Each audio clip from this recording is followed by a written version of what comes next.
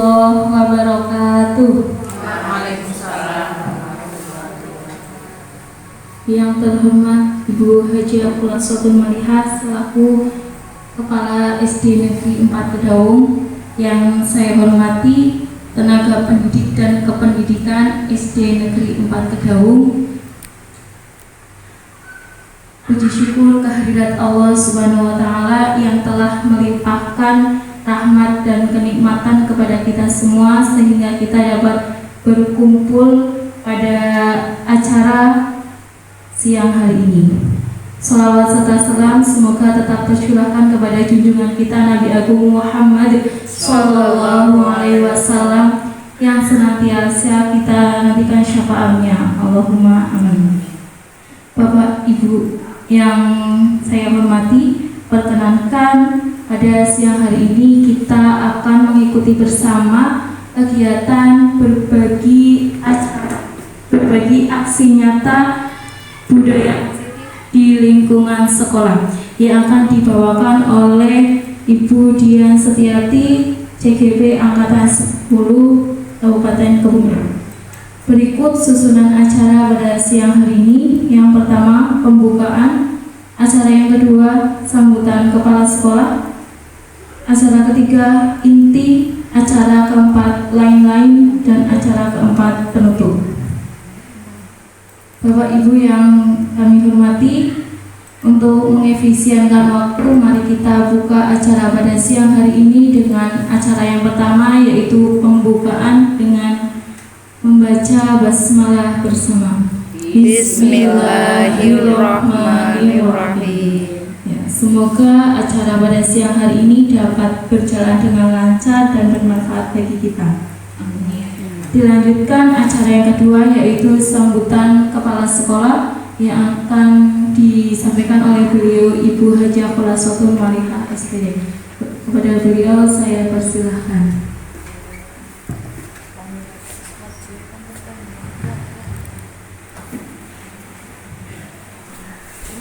Assalamualaikum warahmatullahi wabarakatuh. Hamdan wa syukrunillah, salatan wa salaman ala rasulillah, amma ba'du. Yang kami hormati Ibu guru dan tenaga pendidikan SD Negeri 4 Kedaung. Alhamdulillahirabbil alamin, siang hari ini kita masih diberi kesempatan kesehatan untuk bersama-sama melaksanakan kegiatan yang diselenggarakan oleh Ibu Dian Setiati selaku calon guru penggerak di SD Negeri 4 Kedaung. Salawat dan salam kita sanjungkan kepada junjungan kita Nabi Agung Muhammad Sallallahu Alaihi Wasallam. Semoga kita bisa mendapatkan syafaatnya. Allahumma amin. Bapak Ibu yang kami hormati, pertama saya ucapkan terima kasih kepada Bu Dian yang telah melibatkan teman-teman di SD ini untuk bisa berbagi dan bisa diberi atau di-sharing oleh Bu Dian atas ilmu-ilmu yang sudah diperolehnya melalui kegiatan guru penggerak, calon guru penggerak. Untuk itu, mari kita bersama-sama dukung semua kegiatan yang dilaksanakan oleh Bu Dian, yang terutama pada hari ini dan nanti pada hari-hari berikutnya. Kita beri dukungan, kita beri motivasi, kita support. Mudah-mudahan tugas-tugas beliau bisa terlaksana dengan lancar sehingga bisa berhasil lulus sebagai guru penggerak dalam waktu yang telah ditentukan. Nah, pada hari ini kita berkesempatan untuk menerima praktik baik yang akan dibagikan oleh Bu Dian yang berupa budaya positif di lingkungan sekolah kita.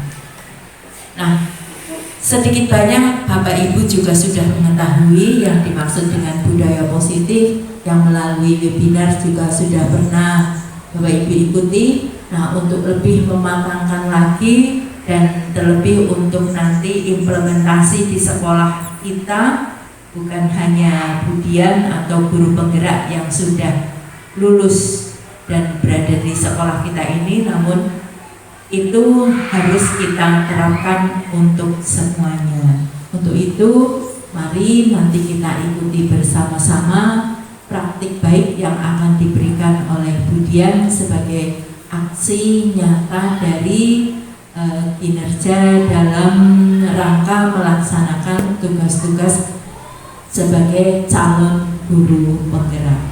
Mudah-mudahan acara nanti ini juga berjalan dengan lancar dan mendapatkan manfaat untuk kita semua. Dan akhirnya kami ucapkan selamat berdiskusi, selamat berkolaborasi pada siang hari ini. Mudah-mudahan lancar, tidak ada halangan suatu apapun. Kiranya itu dari saya. Bila ada kata kurang berkenan, mohon maaf yang setulus-tulusnya. Wabillahi taufiq wal hidayah. Wassalamualaikum warahmatullahi wabarakatuh.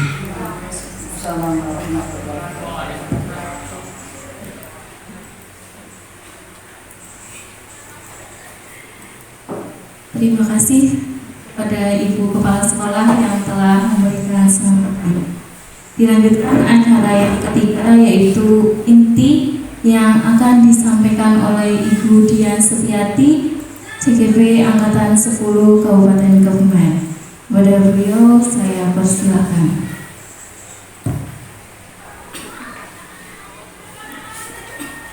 Assalamualaikum warahmatullahi wabarakatuh. Waalaikumsalam warahmatullahi wabarakatuh.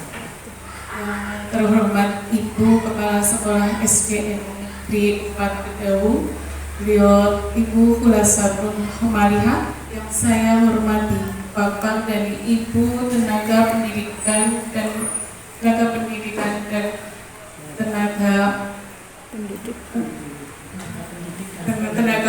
dan kependidikan yang saya hormati.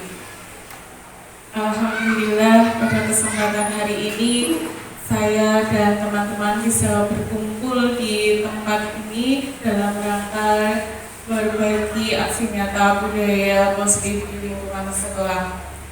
Yang pertama, mari kita panjatkan puja dan puji syukur kehadirat Allah yang telah melimpahkan rahmat dan hidayah kepada kita sehingga kita bisa melaksanakan acara ini dengan tanpa ada suatu apapun. Yang kedua, kepada junjungan kita Nabi Muhammad SAW yang kita nantikan sahabatnya di yaumul qiyamah. Terus selanjutnya saya ucapkan banyak terima kasih kepada Bapak Ibu semuanya yang telah meluangkan waktu untuk kita berdiskusi bersama.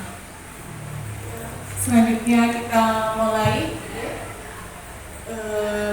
Untuk memulai, sebelum kita mulai acara ini, mari kita melaksanakan ice breaking dulu, ya. Ibu-ibu untuk berdiri, ya.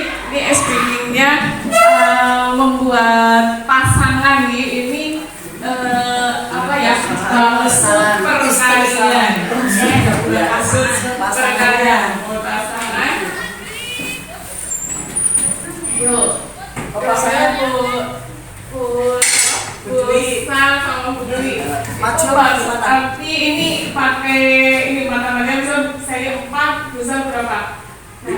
Nah, ini nanti 4 kali 4 berarti yang jawabnya paling cepat itu yang benar. Yang gitu. Cari jodoh dulu ya. Cari jodoh dulu. Jadi jangan kesepakatan ya jodohnya. Iya. Spontanitas.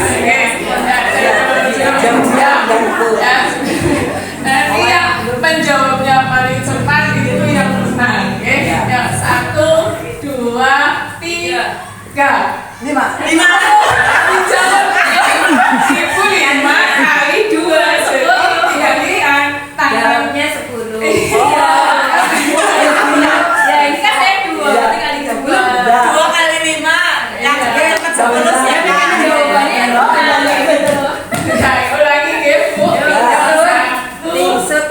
bebas mau berapa jari langsung dijawab sendiri ya dicarikan Jawabnya cepat-cepat.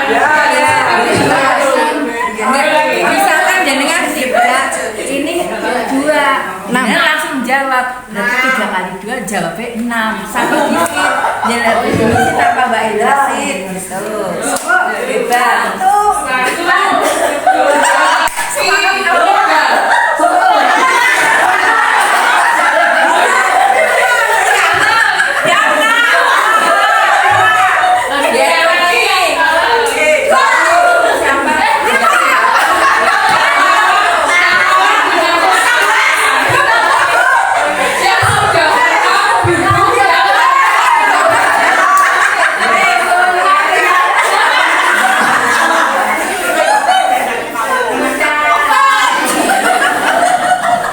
Gini aja terus Bu.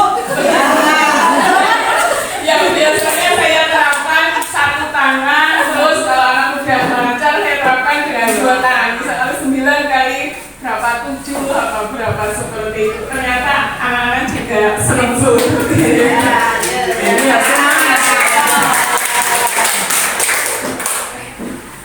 Ya, terima kasih. Yuk, dimulai latar belakang. Budaya positif adalah sekolah sebagai tanah tempat bercocok tanam sehingga guru menjadikan sekolah itu menjadi lingkungan yang menyenangkan, menjaga dan melindungi murid supaya murid betah di sekolah sehingga tumbuh menjadi baik. Seperti kata KHD atau Bapak Pendidikan kita bahwa guru itu ibarat petani dan anak itu ibarat benih. Kita hanya bisa merawat dan memelihara, tetapi kita bisa mengubah kodrat mereka. Halnya petani ketika menanam jagung maka akan tumbuh jagung, bukan padi. Seperti halnya murid itu, ketika murid kita dibimbing menjadi lebih baik, tetapi kita bisa mengubah kodrat mereka. Salah satu tanggung jawab seorang guru adalah bagaimana menciptakan suatu lingkungan positif yang terdiri dari warga sekolah yang saling mendukung, saling belajar, saling berkolaborasi sehingga tercipta kebiasaan-kebiasaan baik. Dari kebiasaan-kebiasaan itulah tumbuh menjadi karakter-karakter baik warga sekolah dan pada akhirnya karakter-karakter dari kebiasaan-kebiasaan baik akan membentuk suatu budaya positif. Kebiasaan-kebiasaan baik di lingkungan sekolah kita yang pertama yaitu PPQ atau PPQ ya, yang sudah setiap hari dilaksanakan pada waktu pagi sebelum pembelajaran dimulai. Yang kedua yaitu pembacaan Asmaul Husna dan surat pendek. Yang ketiga yaitu pemeriksaan kesehatan yang biasanya dilaksanakan pada hari Jumat. Terus yang keempat adalah kerja bakti dan Jumat sehat, dan yang kelima peduli lingkungan. Ini peduli lingkungan juga anak-anak sudah melaksanakan setiap hari dengan membuang sampah di tempatnya, menyiram tanaman dan menyapu halaman sekolah dengan secara efektif atau sudah menjadi kebiasaan. Selanjutnya, topik yang akan kita bahas pada kali ini yaitu yang pertama, disiplin positif dan nilai kebajikan universal. Yang kedua, teori motivasi, hukuman, penghargaan, dan restitusi. Yang ketiga, keyakinan kelas. Yang keempat, kebutuhan dasar manusia. Yang kelima, restitusi 5 posisi kontrol. Yang keenam adalah segitiga restitusi. Yang pertama, disiplin nilai-nilai kebajikan. Disiplin dalam bahasa Latin berarti belajar. Namun, disiplin dalam budaya kita berarti aturan yang harus dipatuhi. Karena ketika kita tanya disiplin itu sama dengan aturan, sama dengan ketidaknyamanan, di mana ketika kita melanggar disiplin maka kita akan dikenai hukuman. Padahal arti disiplin adalah belajar. bagaimana kita bisa menciptakan disiplin pada peserta didik kita, yaitu dengan nilai-nilai kebajikan yang bersifat universal, di mana Menteri Pendidikan itu menginginkan semua anak Indonesia itu mempunyai karakter profil pelajar Pancasila. Nilai-nilai karakter profil pelajar Pancasila yaitu beriman dan bertakwa kepada Tuhan Yang Maha Esa dan berakhlak mulia. Yang kedua, kebinekaan global. Yang ketiga, gotong royong. Yang keempat, mandiri. Yang kelima, kreatif. Dan yang keenam, bernalar kritis. Berhubungan dengan disiplin, manusia mempunyai teori motivasi perilaku manusia. Yang pertama, ingin dihargai. Yang kedua, menghindari hukuman. Yang ketiga, menghargai diri sendiri. Restitusi, yang kedua restitusi. Restitusi adalah proses penciptaan kondisi baik murid untuk memperbaiki kesalahan mereka, sehingga mereka bisa kembali pada kelompok mereka dengan karakter yang lebih baik. Restitusi adalah proses menciptakan kondisi bagi murid untuk memperbaiki kesalahan mereka, sehingga mereka bisa kembali dengan karakteristik yang lebih baik.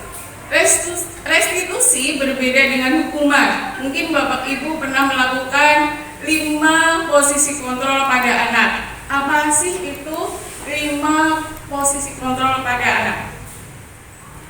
Yang pertama adalah penghukum, yang kedua pembuat rasa bersalah, yang ketiga teman, yang keempat pemantau, dan yang kelima adalah manajer. Ya, kita bisa nanti melihat 5 posisi kontrol itu dalam sebuah video.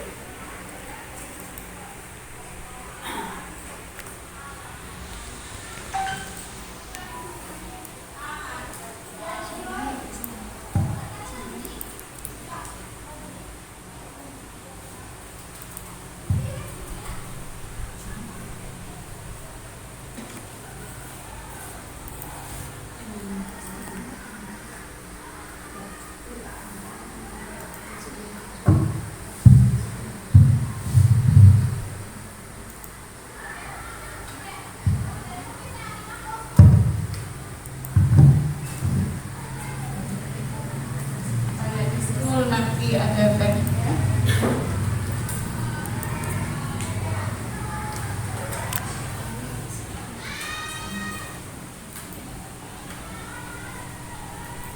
Pakai Bluetooth bisa nggak Mbak?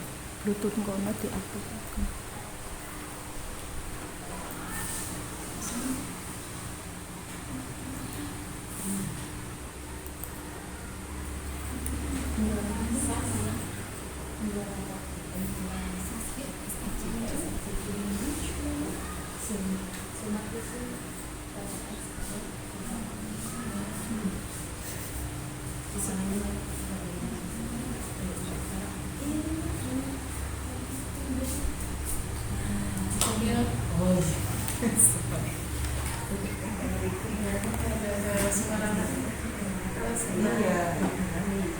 Ya, untuk tadi ya posisi kontrol itu ada 5, 1 penghukum, 2 pembatasan bersalah, 3 sebagai teman, yang keempat memantau, dan yang kelima sebagai manajer. Biasanya ini untuk sebagai penghukum itu kalau ada anak yang bersalah, guru mengatakan dengan lantang, kadang dengan suara yang kasar, sehingga itu anak merasa ketakutan atau merasa terhukum seperti itu. Jadi ini akan membekas pada diri anak sampai besar atau sampai tua.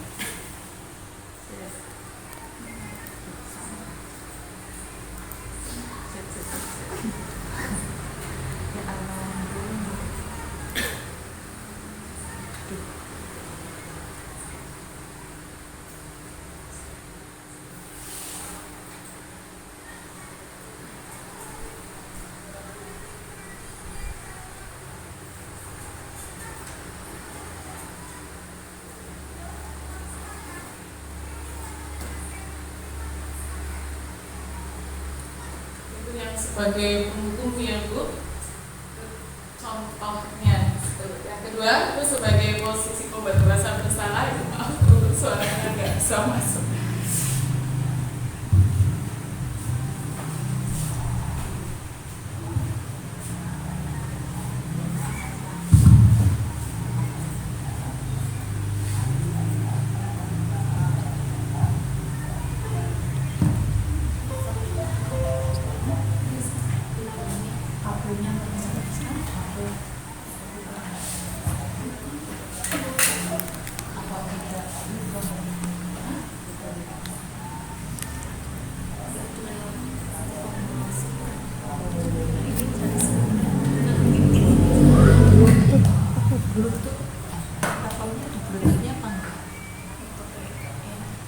Iya, kayak aktivator laptop Bluetooth program.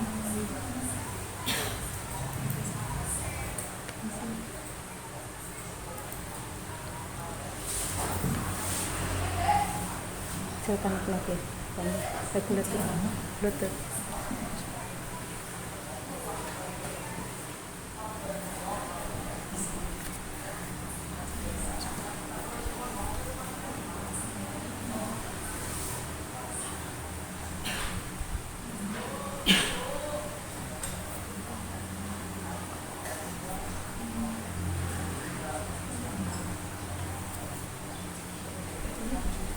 Udah on itu. Ada itu. Ya.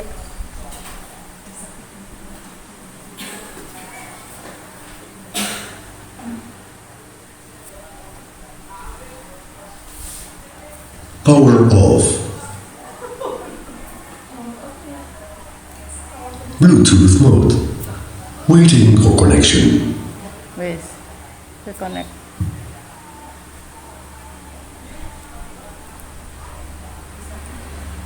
Disconnect ya.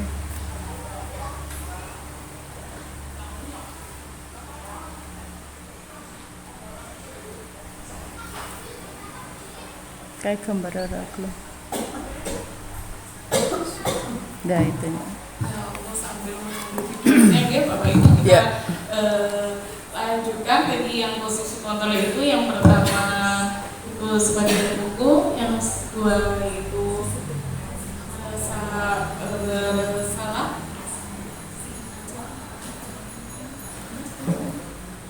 Terus yang selanjutnya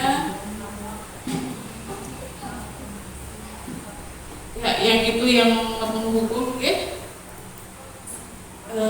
Itu penghukum itu ketika anak melakukan kesalahan, maka dengan lantang guru mengatakan kesalahannya dan akan menghukum. Jadi contoh di video itu, karena datang terlambat, dia itu dihukum untuk berkeliling lapangan selama 5 kali.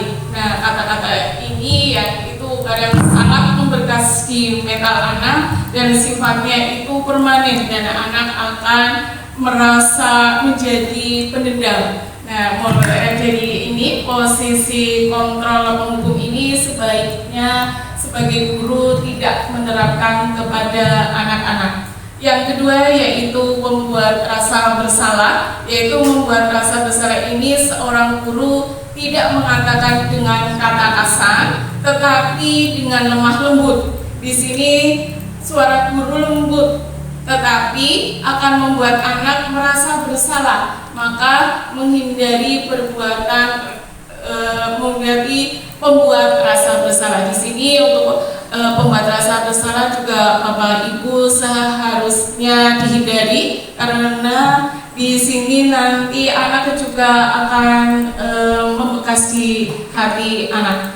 Yang ketiga yaitu sebagai teman. Mungkin Bapak Ibu banyak yang dekat atau akrab dengan anak di kelasnya dan merasa menjadi teman. Ya, saya sendiri juga kadang merasa dekat dengan anak, ya. Tapi di sini juga tidak terlalu bagus kalau kita terlalu dekat dengan anak. Ini akan menyebabkan ketergantungan pada guru dan tidak menghormati guru. Ini biasanya anak jadi kurang menghormati guru. Jadi anak itu mau melakukan sesuatu, jika itu ibu guru yang menyuruh. Nah, ketika anak itu pindah kelas, misalkan naik kelas, otomatis kan gurunya akan berbeda ya. Nanti akan kurang baik dan menimbulkan masalah bagi anak itu. Yang keempat yaitu sebagai pemantau.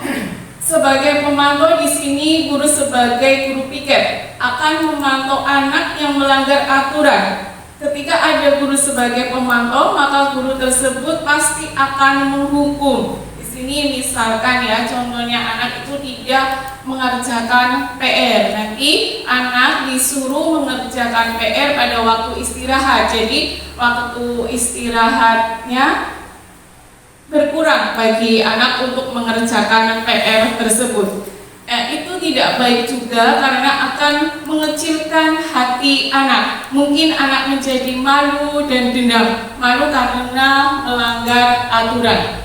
Yang kelima yaitu sebagai manajer. Nah, ini yang sangat diharapkan sebagai guru itu sebagai posisi kontrol yang manajer, karena anak lebih diajak melakukan pendekatan dengan bertanya sendiri ke anak, apa yang telah kamu lakukan, kenapa kamu melakukan itu, salahkah yang sudah kamu lakukan, apa yang akan kamu lakukan untuk memperbaiki kesalahan itu, apakah ini sesuai dengan nilai-nilai kamu. Nah, jadi lebih ke masalah anak, kembali lagi ke anak. Jadi nanti di sini di dalam posisi kontrol biasanya anak yang bersalah itu diajukan beberapa pertanyaan untuk mengatasi dari masalah itu tersendiri. Jadi anak itu mencari solusi dari kesalahan itu sendiri. Nah, di sini mencari solusi sendiri, lalu anak bisa kembali membentuk karakter lebih baik karena anak merasa bertanggung jawab dan menyesali atau menyadari perbuatannya dengan solusi yang mereka cari sendiri. Misalkan dia itu tidak mengerjakan PR, ditanya kenapa kamu tidak mengerjakan PR, terus nanti anak akan menjawab, misalkan tadi malam ketiduran. Nah, kenapa kamu ketiduran? Misalkan tadi baru bermain. Nah, nanti di situ kita mencari solusinya. Kalau bermain itu boleh, tapi tidak terlalu lama atau seperti itu ya. Ajukan pertanyaan-pertanyaan untuk mengatasi kesalahan dari anak tersebut. Terus selanjutnya adalah kebutuhan dasar manusia. Apa saja kebutuhan dasar manusia? Yaitu rasa kasih sayang dan diterima. 5 sebagai penguasa. 3 kesenangan dan kebebasan. Kenapa ada 5 posisi kontrol itu? Karena berhubungan dengan kebutuhan dasar manusia. Kenapa anak ini atau itu melakukan misalnya tindakan yang tidak sesuai? Karena dia merasa ingin ada rasa kasih sayang, ada rasa diterima dengan melakukan tindakan yang tidak baik, yang ingin menunjukkan bahwa saya ini ingin dikasih sayang atau saya ingin diterima. Karena anak-anak sama mempunyai kebutuhan dasar, mereka pun sama seperti ibu dan bapak guru sebagai manusia. Nah, jadi ini biasanya anak untuk melakukan kesalahan itu karena mempunyai kebutuhan dasar. Misalnya kurangnya adanya kasih sayang, atau kurangnya untuk kesenangan, atau untuk kebebasan. Yang selanjutnya adalah segitiga restitusi. Apa sih itu segitiga restitusi? Segitiga restitusi ada 3. Yang pertama adalah menstabilkan identitas. Yang kedua adalah validasi kebutuhan. Yang ketiga menanyakan keyakinan. Jadi ada segitiga di mana ketika seorang anak melakukan perbuatan yang tidak sesuai, maka seorang guru hendaknya menjadi posisi manajer. Untuk apa? Untuk menstabilkan identitas anak. Ya, misalkan di sini ada anak yang berbuat salah, sebaiknya ibu atau bapak guru itu sebagai posisi manajer untuk menstabilkan dari segitiga restitusi. Misalkan begini Bapak Ibu, ketika ada satu anak yang tidak mengerjakan PR, ada satu anak yang tidak piket di kelas, dan anak-anak yang lain mengadu kepada kita sebagai guru. Misal Aska tidak piket, nah itu biasanya anak-anak akan mengadu kepada guru, itu Aska tidak mau piket, misalnya seperti itu. Apa yang harus dilakukan oleh guru menurut segitiga restitusi? Yang pertama, dilakukan guru dengan cara memanggil anak tersebut. Kita duduk bareng, menstabilkan identitas dulu. Kita tanyakan dulu, kenapa anak itu, kenapa kamu tidak piket? Pasti anak itu akan menjawab dengan berbagai alasannya.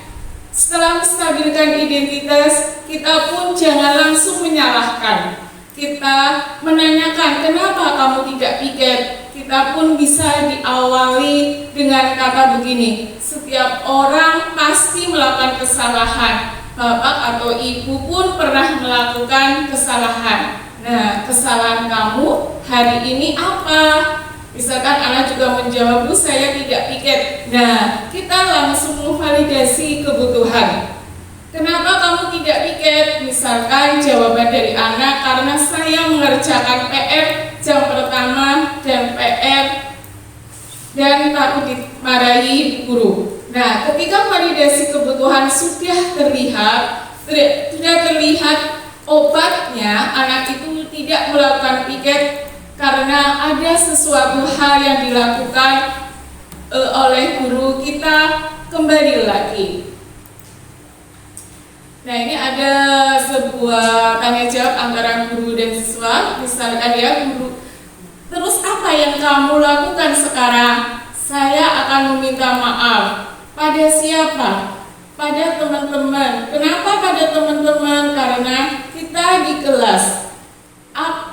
Ya, pada teman-teman. Dan yang kedua, apa yang kamu lakukan? Saya akan bertanggung jawab melakukan lagi piket sesuai dengan jadwal yang sudah ada. Dan di sini misalkan ada anak yang tidak piket, nah kita tanyakan apa sih, kenapa sih dia tidak piket? Nanti akan berbagai alasan dia ajukan. Nah, dari situ nanti kita akan mencari solusi kenapa dia tidak piket. Pasti setiap anak melakukan perbuatan itu ada alasannya. Ketika sudah ada solusi di sini, maka kita akan menanyakan keyakinan. Akan menanyakan keyakinan kepada anak, apa yang kamu lakukan sesuai dengan keyakinan kamu atau keyakinan kelas. Iya Bu, saya tidak piket, berarti saya tidak sesuai dengan keyakinan kelas, bahwa saya harus bertanggung jawab. Berarti dari sini kita bisa menarik kesimpulan bahwa kamu tidak piket, lalu solusinya seperti apa nanti kita kembali lagi ke dalam kelas setelah minta maaf, maka karakter anak yang bersalah itu pun tidak akan merasa bersalah dan mampu diterima lagi oleh teman-temannya. Kenapa? Karena masalahnya dikembalikan lagi ke anak, kemampuan anak itu solusinya. Seperti apa itulah yang diajarkan oleh segitiga restitusi. Jadi tidak ada lagi kontrol guru, mengontrol murid. Ilustrasinya sekarang banyak yang guru bisa mengontrol murid. Jadi bisa mengarahkan seperti ingat ada lagi guru yang bisa sebagai penghukum, tidak ada lagi guru sebagai penghukum, sebagai pembuat rasa bersalah, sebagai pemantau, jadi lebih diarahkan sebagai manajer. Dengan melakukan segitiga restitusi, kenapa harus restitusi? Karena bukan hukuman, kalau misalnya hukuman, tapi dengan tindakan yang baik. Ini sebenarnya ada video lagi, yaitu tentang penerapan segitiga restitusi, tapi kebetulan ini tidak bisa jadi kita lanjutkan, oke?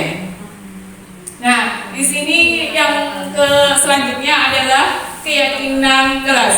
Bapak Ibu sudah pernah membuat kesepakatan kelas? Sudah. Ya pasti sudah ya, membuat kesepakatan kelas. Biasanya itu bisa di awal pembelajaran, bisa juga pada saat awal masuk kelas, masuk kelas yang baru. Itu bisa kita buat kesepakatan kelas yang itu biasanya sebagai pedoman atau aturan yang dilakukan oleh murid. Yang kedua, apa yang sudah buat kesepakatan kelas, ada yang tahu apa bedanya aturan dan kesepakatan kelas. Nah, di sini nanti ada kesepakatan kelas dan ada keyakinan kelas. Kesepakatan kelas dan keyakinan kelas. Kenapa kita harus membuat kesepakatan kelas? Kesepakatan kelas itu sudah bagus, sudah baik untuk diterapkan di anak. Itu biasanya berupa nilai-nilai positif atau aturan positif yang dilaksanakan oleh anak pada di kelasnya. Misalkan membuang sampah di tempatnya, mengikuti pembelajaran secara fokus. Biasanya ada lagi tidak meminjam barang teman atau meminjam barang teman tidak izin. Ada lagi misalkan mengerjakan tugas dengan baik, bisa lagi dengan perkataan jujur. Itu kesepakatan kelas ya. Kelas itu kesepakatan kelas itu sudah bagus, tapi biasanya kesepakatan di kelas itu lebih bersifat aturan. Nah, itu biasanya berupa aturan. Padahal ini kesepakatan kelas juga biasanya sudah dibuat bersama anak-anak dan guru untuk membuat kesepakatan kelas bersama yang akan dilakukan bersama-sama. Tapi kalau keyakinan kelas itu lebih kepada nilai-nilai yang bersifat universal. Kalau keyakinan kelas itu bersifat universal, lebih menyeluruh. Dan murid itu biasanya lebih tanggung jawab, karena ini juga sama ya, dibuat bersama-sama dari murid dan guru. Tapi biasanya ini untuk keyakinan kelas itu anak lebih meyakini, lebih lebih melaksanakan dengan baik. Kalau dia membuat kesalahan, dia biasanya akan berpikir, oh ya tadi saya sudah bersepakat membuat keyakinan kelas untuk tidak melakukan kesalahan ini. Biasanya seperti itu. Jadi anak untuk melakukan kesalahan akan lebih lebih sedikit.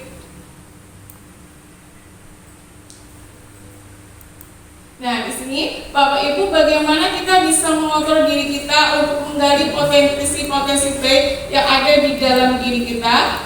Seperti kata Bapak pendidikan kita Ki Hajar Dewantoro, bahwa murid itu manusia yang merdeka. Merdeka itu tidak hanya lepas dari belenggu, tetapi juga harus merdeka dalam menggali potensi yang ada. Jadi kita harus bisa mengontrol diri bagaimana kita berbuat. Mengapa kita tidak bisa mengontrol orang lain? Yang bisa mengontrol kita itu siapa? Yang bisa mengontrol kita adalah diri sendiri.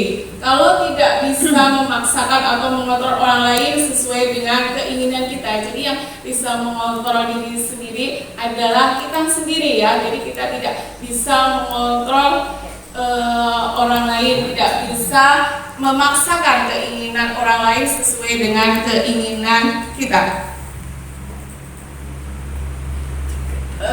Materi tentang budaya positif ini menurut saya sangat baik dan bagus. Di sekolah tentang budaya positif ini bagaimana ketika budaya positif itu terjalin, maka lingkungan sekolah dan lingkungan belajar pun akan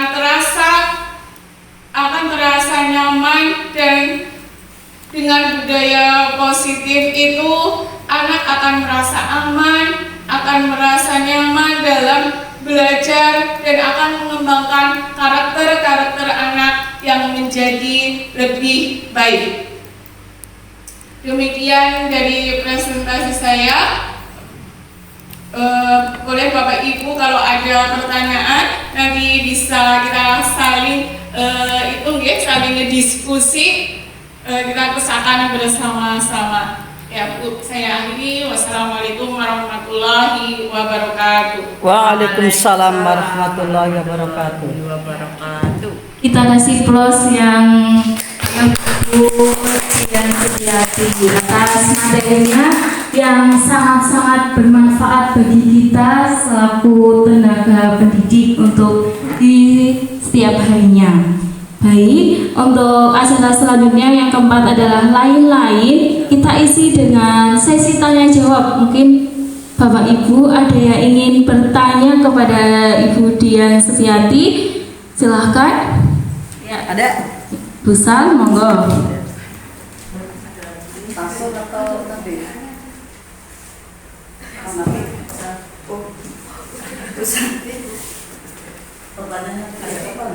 Ya, silakan Ibu Salvia. Monggo. Terima kasih waktu yang diberikan kepada saya. Saya sebagai peserta diskusi pada siang hari ini. Pertanyaan saya, pertanyaan satu, yaitu bagaimana posisi kontrol pada yang tepat atau yang relevan untuk diterapkan pada siswa di sekolah. Kami mohon untuk dijelaskan. Sekian dan terima kasih. Ya, terima kasih pertanyaannya Bu Sal, ini bagus sekali. Dari sini posisi kontrol yang baik untuk diterapkan di sekolah menurut saya adalah posisi kontrol sebagai manajer, di mana posisi kontrol sebagai manajer itu bila anak membuat kesalahan, anak itu akan mencari solusi sendiri atas kesalahannya tersebut, dan anak itu akan merasa senang dan tidak akan menjadi pendendam atau bisa terngiang-ngiang atas kesalahannya yang telah terbuat, tidak membekas di hati. Jadi di sini menurut saya yaitu posisi kontrol sebagai manajer pusat. Terima kasih. Ya, terima kasih. Jadi tepuk tangan untuk ya. Dilanjutkan, mungkin ada yang ingin bertanya kembali. Ya, Ibu Haja Umi, silahkan.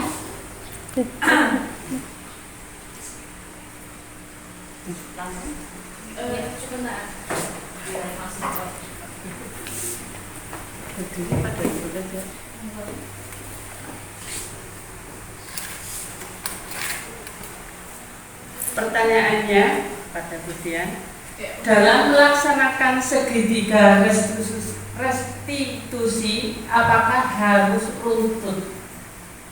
Saya ulang, dalam melaksanakan segitiga restitusi apakah harus runtut? Demikian pertanyaan dari saya. Terima kasih Bu Umi atas pertanyaannya. Dalam melaksanakan segitiga restitusi itu harus runtut, di mana di sini segitiga restitusi sudah bertahap, sudah ada tahapan yang dari yang paling mudah, terus naik ke atas yang lebih agak sulit, terus ke yang sulit. Di sini segitiga restitusi itu ada 3 tahap, yaitu yang satu menstabilkan identitas, yaitu mendorong siswa untuk berefleksi bahwa tindakannya itu salah atau benar, yaitu mencari identitas. Kenapa itu melakukan kesalahan? Nah, kesalahan itu termasuk perbuatan yang benar atau yang salah. Yang kedua yaitu menvalidasi kebutuhan. Tindakan yang salah itu menvalidasi kebutuhan. Nah, di sini yaitu memenuhi kebutuhan dasar. Jika memahami kebutuhan dasar apa yang mendasari sebuah tindakan, maka dapat menemukan cara-cara yang efektif untuk menemukan kebutuhan tersebut. Ini yang tahap yang kedua yaitu memvalidasi kebutuhan. Di mana ini kebutuhan anak, kebutuhan dasar anak itu apa? Nah, di sini akan menemukan cara yang paling efektif untuk memenuhi kebutuhan tersebut. Terus yang ketiga yaitu tahapan menanyakan keyakinan. Di tahap ini, ketika identitas sukses telah tercapai, ada tingkah laku yang salah telah divalidasi, maka anak akan siap untuk dihubungkan dengan nilai-nilai yang dia percaya dan berpindah menjadi orang yang lebih ia inginkan, menjadi orang yang lebih baik di sini. Begitu jawabannya Bu Umi. Terima kasih. Terus lanjutkan untuk ada yang mau bertanya lagi.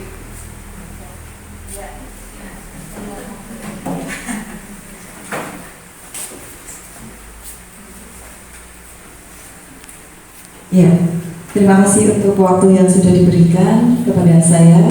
Izinkan saya bertanya kepada Bu Dian, karena tadi ada dua hal yang saya masih sedikit bingung untuk memahaminya. Apa perbedaan antara kesepakatan kelas dan keyakinan kelas? Apakah itu dua hal yang sama atau berbeda? Minta tolong dijelaskan. Terima kasih. Terima kasih Bu Anggun. Menurut saya dengan kesepakatan kelas dan keyakinan kelas itu hampir mirip ya. Kesepakatan kelas itu juga dibuat di kelas bersama antara anak dan guru bersama-sama. Keyakinan kelas juga seperti itu, dibuat bersama guru dan anak di dalam kelas. Dan di sini biasanya itu untuk keyakinan kelas itu anak biasanya itu menuju ke kesepakatan kelas itu sebenarnya menuju keyakinan kelas. Jadi untuk keyakinan kelas itu biasanya anak lebih meyakini apa yang menjadi peraturan itu. Tapi untuk kesepakatan kelas itu biasanya hanya berupa aturan-aturan yang harus dia tepati. Tapi untuk keyakinan kelas itu biasanya juga ke nilai-nilai dari perilaku anak itu. Jadi menurut saya yang itu adalah yang keyakinan kelas. Biasanya dalam keyakinan kelas itu anak lebih bertanggung jawab dan anak untuk berbuat kesalahan itu lebih lebih berpikir, oh ya saya sudah membuat keyakinan kelas bersama, maka saya seharusnya tidak melakukan hal tersebut. Itu menurut saya Bu Aku. Ya, masih ada yang mau bertanya? Sudah, ya? Ya, baik, karena pertanyaan sudah 3 orang, saya cukupkan untuk sesi tanya jawab. Semoga yang masih mengganjal di hati Bapak Ibu nanti bisa ditanyakan lagi ke Bu Dian di lain sesi. Gitu nggih? Oke. Baik.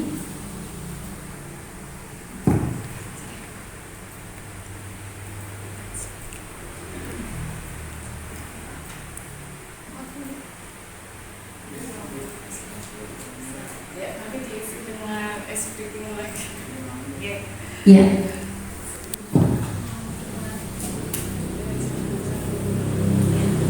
Ini untuk sebelum kita tutup, kita akan ada ice breaking lagi dengan Bu Dian. Monggo Bu Dian. Ice breakingnya mudah gitu Bu.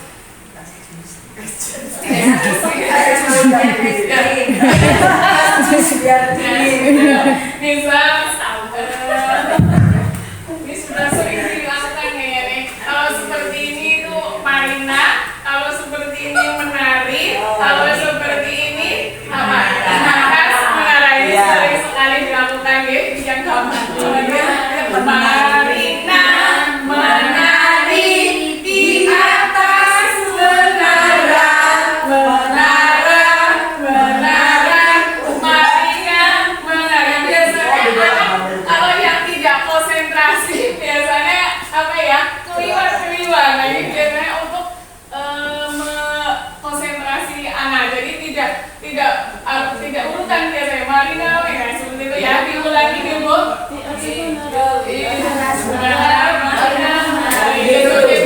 Diulangi ya.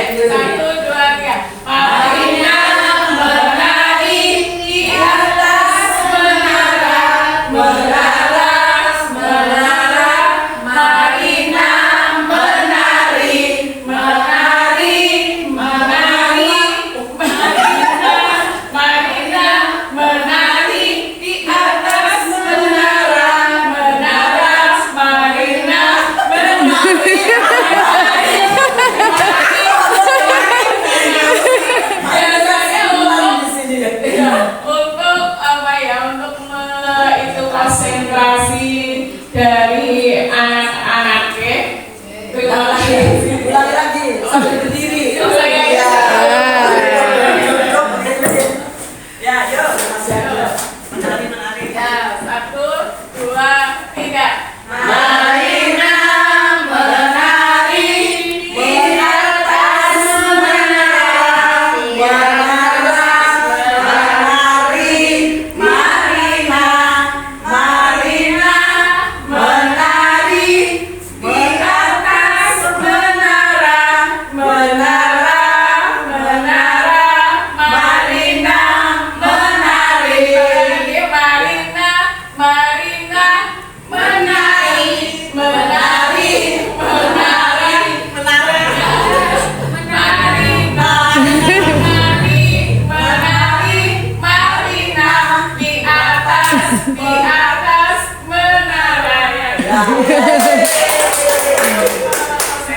Tepuk tangan untuk kita semua. Semoga speakingnya yang telah diberikan ujian bisa kita gunakan juga di dalam kelas kita ya. Alhamdulillahirrahmanirrahim. Akhirnya kita berada di penutup acara.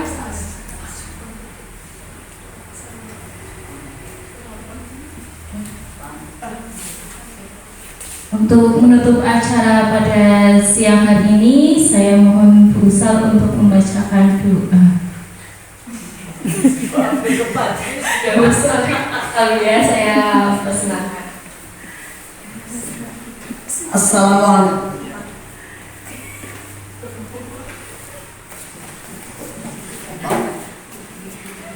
Assalamualaikum warahmatullahi wabarakatuh. Acara demi acara, marilah kita tutup dengan bacaan bersama-sama, yaitu membaca hamdalah bersama-sama. Monggo Bu. Alhamdulillahirabbil alamin. Wa akhiran assalamualaikum warahmatullahi wabarakatuh. Waalaikumsalam warahmatullahi wabarakatuh.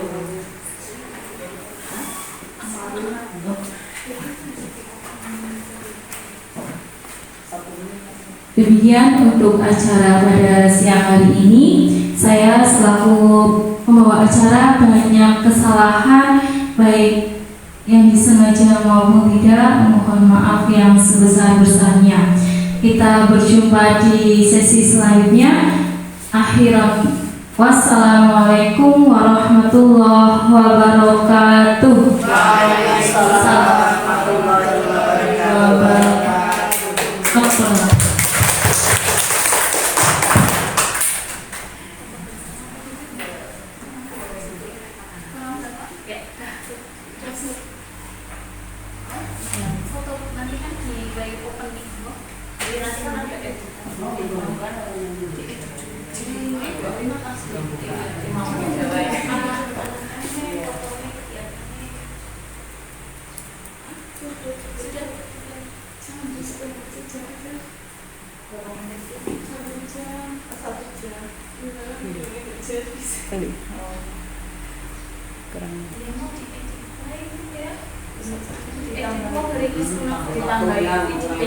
Sama openingnya terus closingnya ya Bu. Apa harus isi full Langsung foto. Foto ini.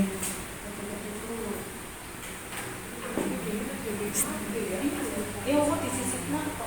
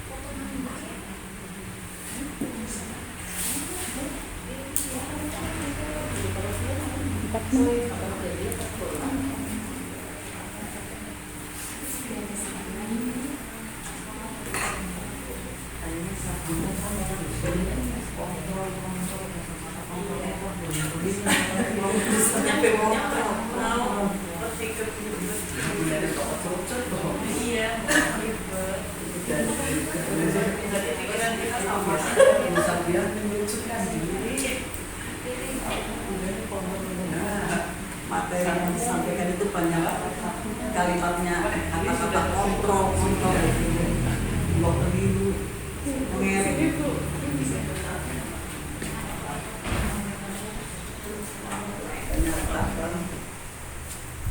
Salah yang relevan dalam menerapkan daya disiplin positif tak mudah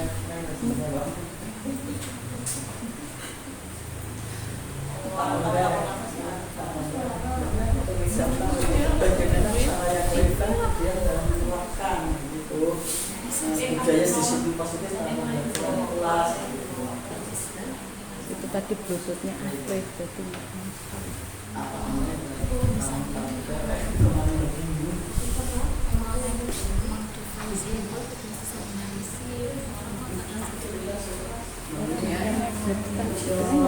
Terima kasih nggih.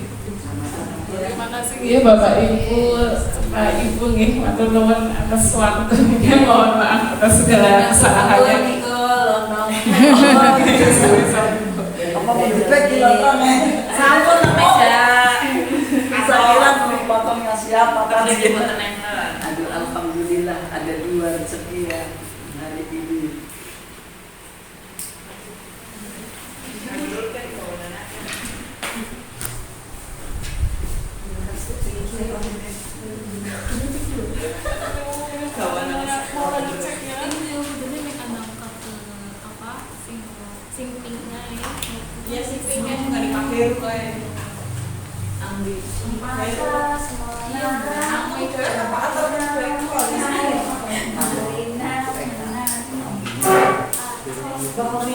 Udah bisa ke sana ya.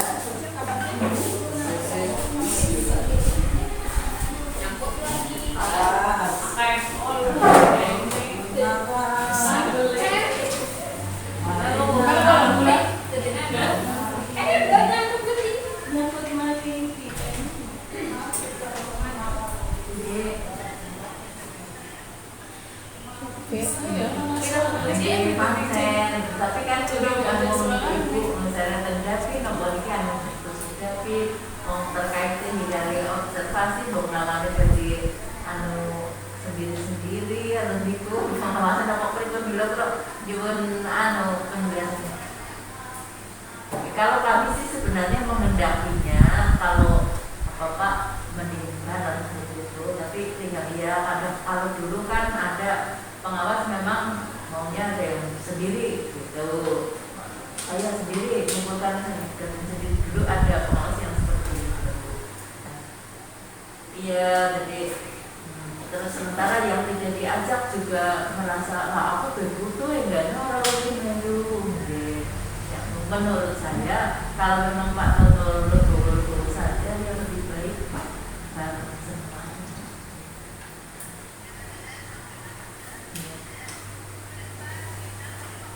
Yes.